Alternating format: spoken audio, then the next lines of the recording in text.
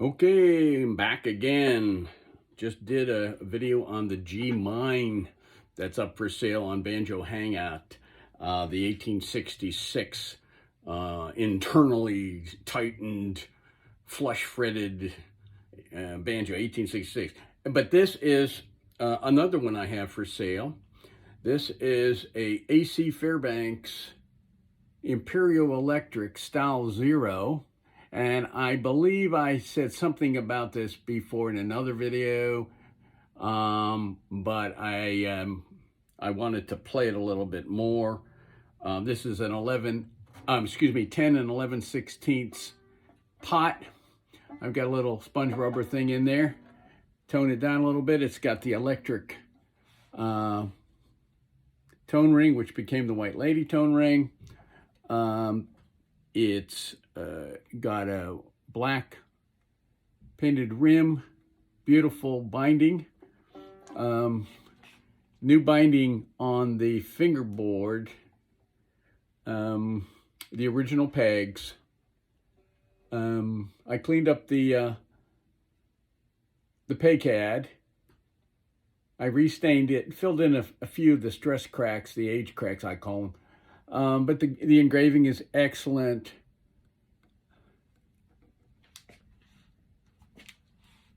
If you can see that, some better. I got a lot of light on it now. It's got about a 1/2-inch bridge, no nut tailpiece, 26-inch scale, original heel cap, original friction tuners.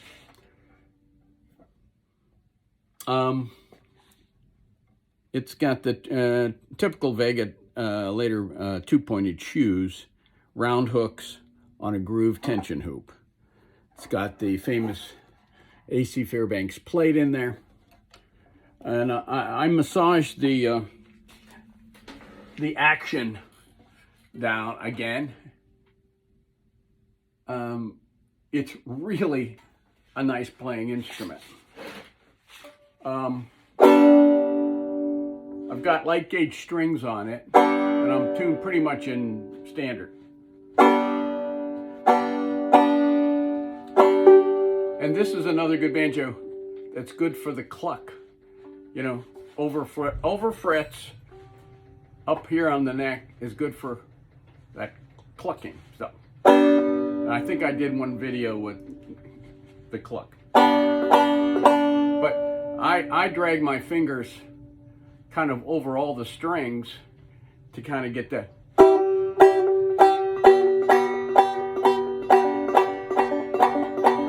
I just like that sound. You can eliminate it or use it.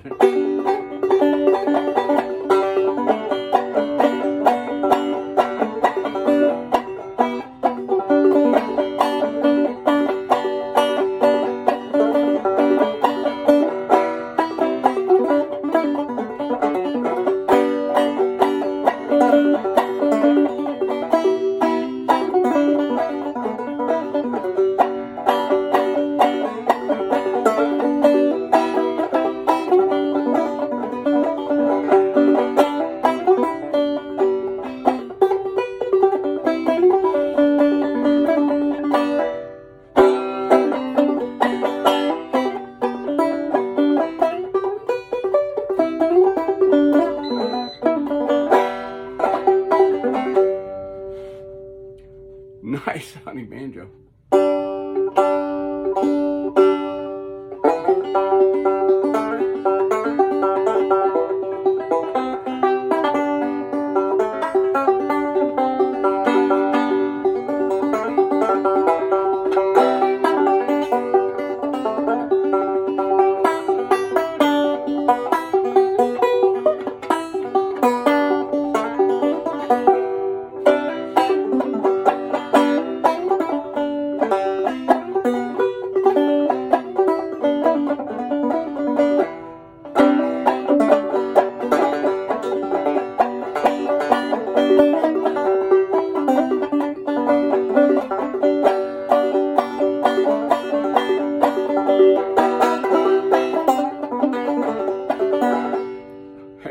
keep on playing this for an hour, man. It's just sounding really good.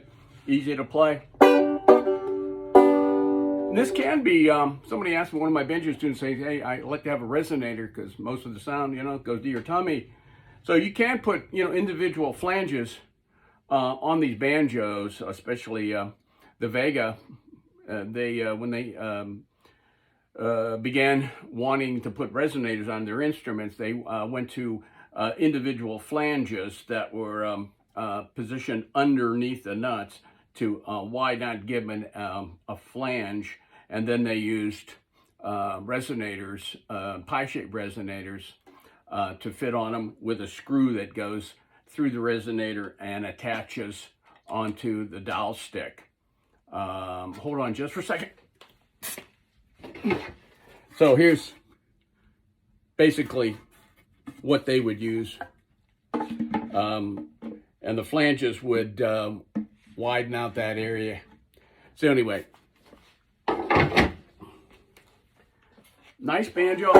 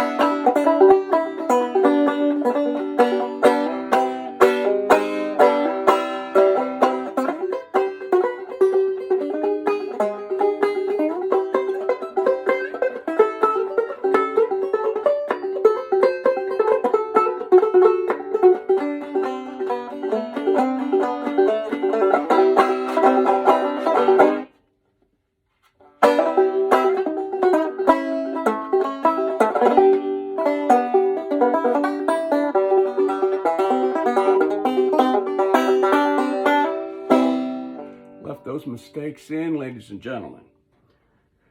Anyway, another banjo I hate to sell but need to. It's on Banjo Hangout, I believe. If not, it will be. I'm asking $2,900 for this thing. A lot of people don't put what they're asking. I'm putting $2,900. It's circa 1890s. Over 120 years old, still viable, still playable, wonderful instrument. So it has an antique value in my brain. And some of the companies out there are copying these banjos and selling for more than that. Of course, the market is what it is. And shop rates to make banjos or cars. I just talked to a guy yesterday, about working on cars, and he said my hourly shop rate is $145. Hello. So anyway, you have to pay the craftsmen, a decent wage for the instruments that they make. So I can understand the reasons for high prices, especially if it's made in the United States. And there's some wonderful craft banjo makers out there. So anyway, if you have any interest in this, beautiful banjo, over 120 years old, email me at banjodaddy@hotmail.com and put banjo in the subject header. I'm not interested in any trades. I have to get rid of about 40 banjos. So anyway, we're going down. So anyway, one more little tune, and we'll wait for the next video. That's a